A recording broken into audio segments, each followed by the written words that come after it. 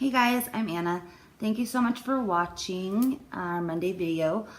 Today is our part 4 of our story video, and so I'm going to pick up where I left off last week, which was my boyfriend and myself getting kicked out of my grandma's house because they found out that we had been using a bunch of meth, and so I think we'd refused a drug test, and so we ended up being asked to leave, and it was a really tumultuous time for my boyfriend and I. We had our daughter. We didn't really know where we were going to go or what we were going to do. We were fighting a whole bunch, and so we kind of ended up parting ways for a period of time, and I believe that he went to his cousin's with my daughter, and I went by myself up north of Seattle and kind of just started running around and staying in hotels all alone. And I needed to figure out a way to support myself. And just really quick, I'll let you know, I've been doing a lot of thinking about this and trying to figure out like where my head was and like what my thought process was going into this whole situation, because this is where my life really took a turn and I started making really poor choices and doing really self-destructive things. And I've done a lot of thinking around this, and I have not been able to figure out really where my mind was and why I would decide to make the choice that I did to actually leave my boyfriend and my daughter and go out on my own. But I did, and I think partially that was due to my drug use. Just like it got a lot worse, and I started using a lot more, and I just think I was honestly really high at that time. I was not thinking or using proper judgment in any form. So I made the choice to go off on my own, and I needed to find a way to support myself in my drug habit. So I started prostituting, posting an ad on an escorting website online, and was making money in that way. And I think I was up there doing this for a couple of months, and I was completely strung out. I was using, at this point, I had started using heroin really heavily. And this was around the time that I began doing that for the very first time. And I was using a lot of meth, and I was running around with people that I didn't know or, have any actual real kind of friendships with. And I was just taking part in very self-destructive behaviors. And looking back now, I wouldn't say that I was necessarily traumatized by any of this, because like I said before, I was just very, very high, and I was kind of just running. I was just going, and I wasn't thinking about the consequences for my action. I wasn't thinking about what my daughter was doing without her mother in her life, because prior to this I was trying to maintain being a parent and use at the same time. And I think maybe that just got so stressful that I just ran off, and I started doing my own thing. And I put myself in a lot of extremely dangerous situations where things could have been, ended a lot really, really badly. And luckily I ended up being very lucky in that.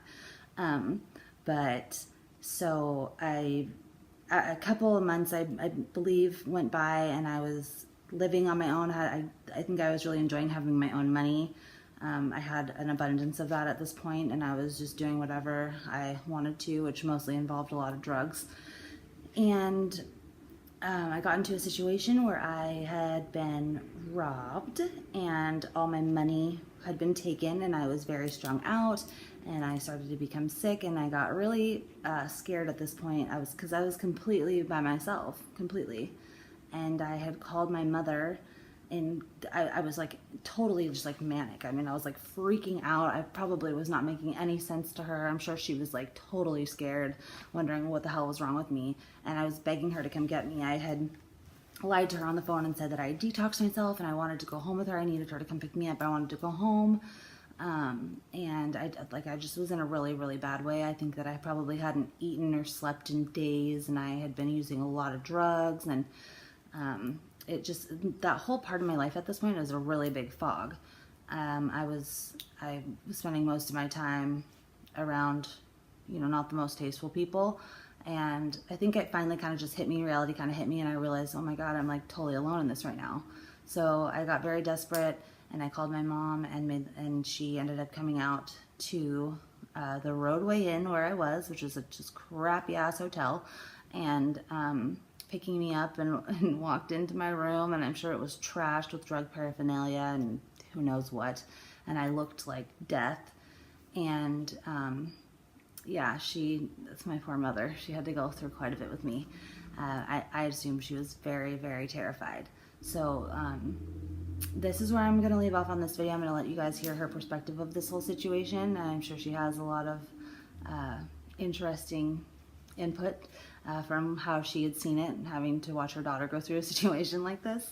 But thank you guys so much for watching, and I will pick up here in the next video. When the next video will be when she ends up trying to take me to rehab from here. It gets kind of crazy. So thank you guys for watching, and we'll see you next week. Bye. Hi again. I'm Ann, Anna's mom. So we left off with Anna and her boyfriend being kicked out of my mom's place because they were using while they were there. And then Anna and the boyfriend going to the cousin's house. And then from there, Anna basically kind of disappearing for a while. The boyfriend ended up coming back to my house with the baby after a while. And my sister, who is wonderful and incredible, and I basically took turns taking care of the baby. When I had to work, she would take her, and that's what we did.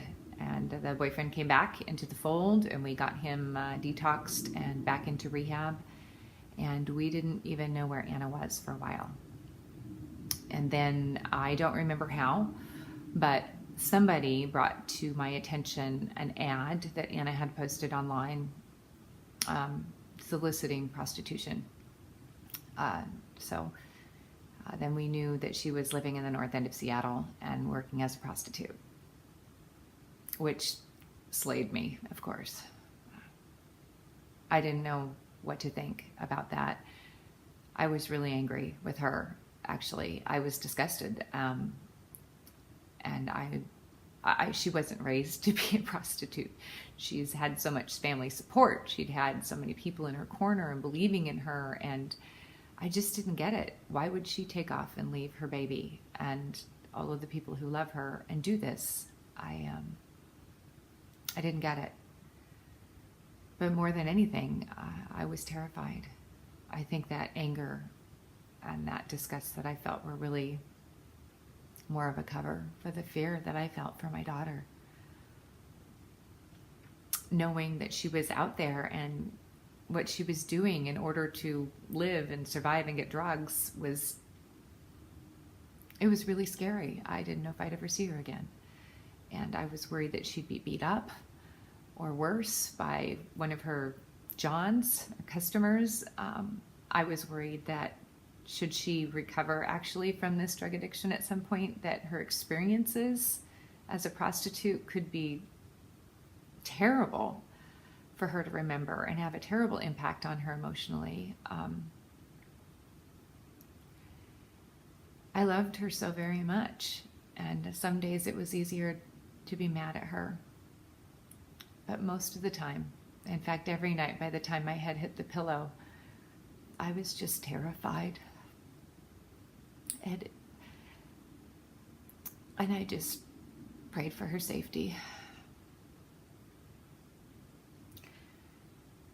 So that's what that was like. I'm really glad that part's over. And the story will continue next week. And at that point, I'll tell you about the first time I actually did hear from her while she was out there living like that. Thank you so much for joining us on this journey. We really hope that in some ways this story helps somebody else to see the light.